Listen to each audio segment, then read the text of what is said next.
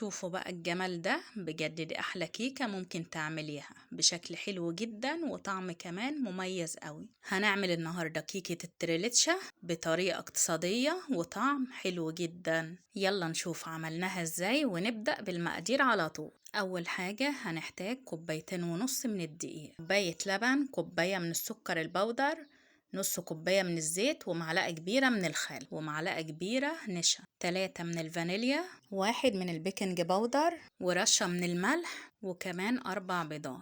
أول حاجة هعملها هجهز المكونات الجافة. هشيل معلقة كبيرة هرمية من الدقيق وأحط بدلها معلقة النشا، وهنزل بالبيكنج باودر وهقلبه بشكل كويس، وكده جهزت المكونات الجافة. ويلا نجهز المكونات السائلة. هننزل بالبيض والسكر البودر والفانيليا ورشة من الملح، وهنضرب بالمضرب الكهربي لحد ما يتحول معايا لخليط لونه أبيض، وهيكون القوام تقيل شوية، وهو ده القوام المطلوب. طبعا الفيديو موضح الخليط تقيل ولونه فاتح زي ما انتم شايفين، وهو ده القوام المظبوط. هنزل بالزيت تدريجي كده بالراحة، طبعا على سرعة هادية، وهنزل بمعلقة الخل، وهنزل باللبن شوية بشوية كده، واخر حاجة هنزل بيها هي الدقيق. ما تنزليش بالمكونات مرة واحدة علشان نحافظ على كمية الهواء وتطلع معانا هشة وخفيفة. الدقيق نزلت بيه معلقتين بمعلقتين لحد ما خلصت الكمية كلها، وهو ده القوام المظبوط. وهنزل بخليط الكيك في صينية مدهونة من الزيت. الصينية دي أكبر صينية في الطقم المستطيل. بجد طريقة الكيكة دي تحفة. دخلتها الفرن على درجة حرارة 180، وبعد 30 دقيقة طلعت بالجمال اللي انت شايفينه ده. هسيبها شوية لحد ما تبرد، وهنجهز ليها التشريبة. معايا 1.5 كوباية من اللبن ومعلقتين من السكر، طبعا عاملينها اقتصادية، لا هنحط كريمة لباني ولا أي حاجة من الحاجات دي كلها. أنا الأولاد عندي ملهمش في اللبن، حطيت 1.5 كوباية بس.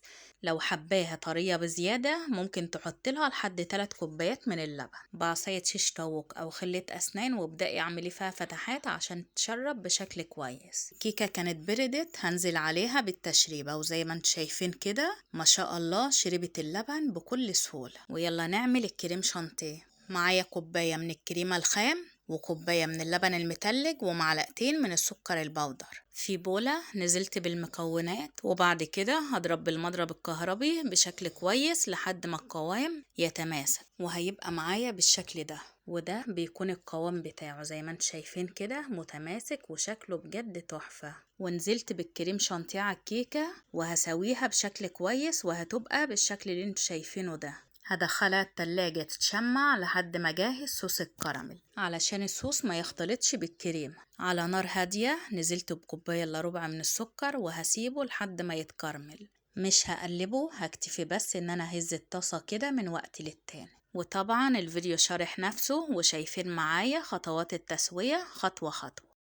في الوقت ده كان السكر اتكرمل بنسبة كبيرة، هبتدي ان انا اقلب علشان اساعده ان هو يتكرمل بشكل كويس. اول ما يوصل معايا للشكل ده هنزل عليه بكوباية من المية السخنة، وطبعا خلي بالك يا حبيبتي في الوقت ده بتبقى درجة حرارته عالية جدا. قلبي كده باستمرار لحد ما السكر كله يدوب معاكي، وبعد كده انزلي عليه بمعلقة صغيرة من السمنة البلدي او الزبدة. وبعد ما يغلي هجهز معلقة صغيرة من النشا، وأحط عليها ربع كوباية من المية، وهدوبها كويس، وهنزل بيها على صوص الكراميل. أنا عايزاه يكون تقيل شوية ما يبقاش خفيف. زي ما انت شايفين كده نزلت بيها، وهقلب لحد ما اوصل للقوام المناسب. لو حباه قوامه خفيف ما تضيفيش النشا. تمام كده، هو ده بقى القوام اللي انا عايزاه. شايفين ما هوش تقيل وكمان مش خفيف، يعني واخد قوام كده مظبوط وحلو جدا. طبعا طفيت عليه وهسيبه يبرد. في الوقت ده كان الكريم شانتيه اتشمع، وكنت سبتها في التلاجة حوالي نص ساعة.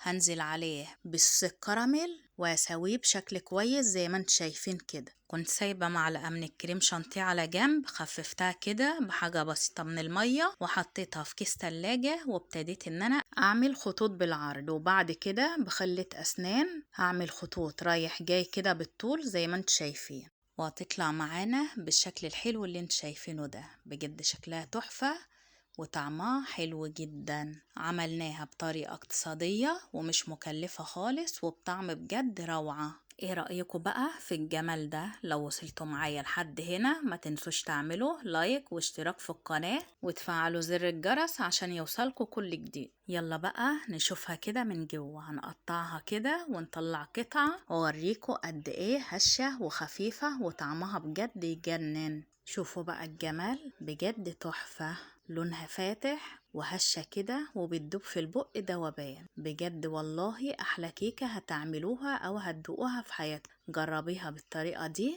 وهتدعيلي.